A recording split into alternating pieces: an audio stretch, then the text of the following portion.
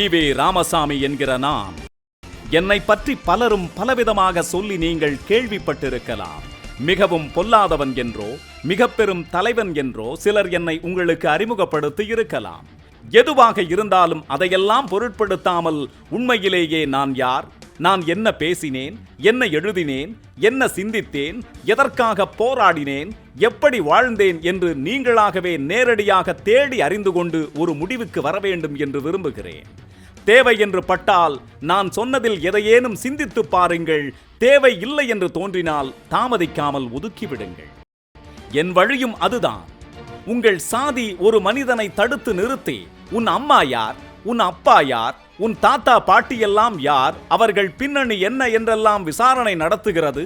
அதன் பிறகே அந்த மனிதனை மதிப்பதா வேண்டாமா என்று முடிவெடுக்கிறது.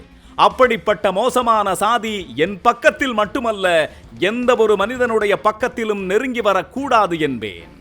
உங்கள் மதம் இன்னொரு மதத்தை உளமாற வெறுக்க கற்றுக் கொடுக்கும் என்றால், வேறு மதங்களை நம்புபவர்களையோ ஒரு மதத்தையும் நம்பாதவர்களையோ பழிக்கும் என்றால், அப்படி ஒரு மதத்தை பின்பற்றுவதால் வரும் புண்ணியமோ பலனோ எனக்கு வேண்டாம் என்று அடித்துச் சொல்வேன். மற்றபடி எனக்கும் கடவுளுக்கும் எந்த கொடுக்கல் வாங்கல் சண்டையோ பூர்வ ஜென்மத்து பகையோ இல்லை. என் நாட்டில் சிலருக்கு மட்டும்தான் சுதந்திரம் உண்டு, வேறு சிலருக்கு இல்லை என்றால், சிலரே இந்தியர்கள் வேறு சிலர் அந்நியர்கள் என்றால், ஏழைகள் ஏழைகளாகவே நீடிப்பார்கள் என்றால், பெண்கள் ஆண்களுக்கு சமமாக நடத்தப்பட மாட்டார்கள் என்றால், ஒருவரால் அச்சமின்றி எழுதவோ பேசவோ முடியாது என்றால், இந்த குறைகளை எல்லாம் சுட்டிக்காட்டுவது தேச துரோகம் என்றால், நான் என்ன செய்தாலும் நீ என் பக்கம்தான் நின்றாக வேண்டும் என்று என் நாடு என்னிடம் எதிர்பார்க்கும் என்றால், அப்படி ஒரு நாட்டின் மீது எனக்கு பற்று இல்லை என்பேன்.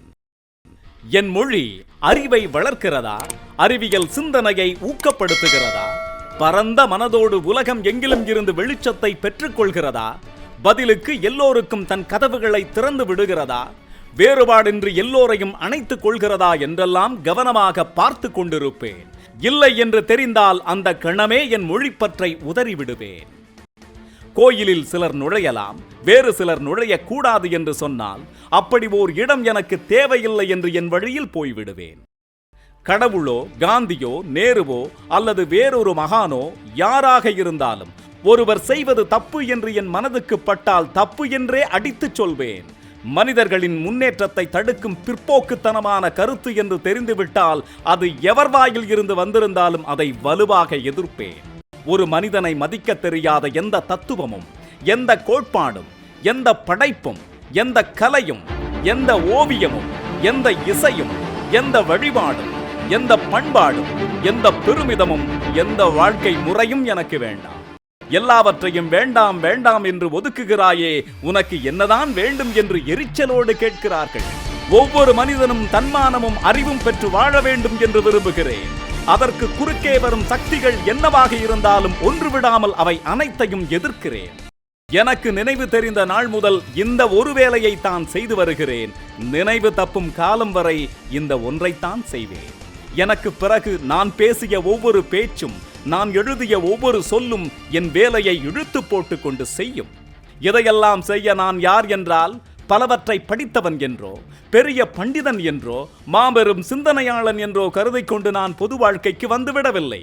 வேறு யாரும் கண்டுகொள்ளாததால் நானே இந்த பணியை எடுத்து மேலே போட்டுக்கொண்டு செய்ய ஆரம்பித்து விட்டேன். இதில் விருதோ மதிப்போ கிடைக்காது என்று தெரியும். ஒருவர் பாக்கி இல்லாமல் எல்லோரையும் பகைத்துக் கொள்ள வேண்டியிருக்கும். ஒவ்வொருவரிடமிருந்தும் ஏச்சுக்கும் பேச்சுக்கும் ஆளாக நேரிடும் என்றும் தெரியும். தெரிந்தேதான் வந்தேன். நானே எழுதி, நானே அச்சுக்கோத்து, நானே அச்சடித்து, நானே படிக்க வேண்டியிருந்தாலும் பரவாயில்லை, எழுதுவோம் என்றுதான் எழுத ஆரம்பித்தேன். ஒருவர் காதிலும் விழாவிட்டாலும் பரவாயில்லை என்று வீதிக்கு நடுவில் நின்று கொண்டு உறக்க பேச ஆரம்பித்தேன்.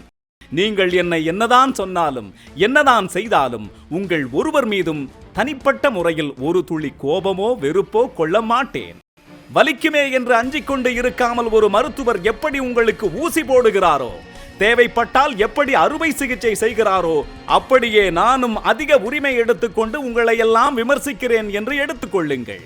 உங்கள் ஒவ்வொருவரையும் நான் அளவு கடந்து நேசிக்கிறேன். தீங்கு விளைவிக்கும் எந்த கிருமியும் உங்களை அண்டிவிடக் கூடாது என்பதற்காகத்தான் உங்களை எந்நேரமும் கவனித்து வருகிறேன்.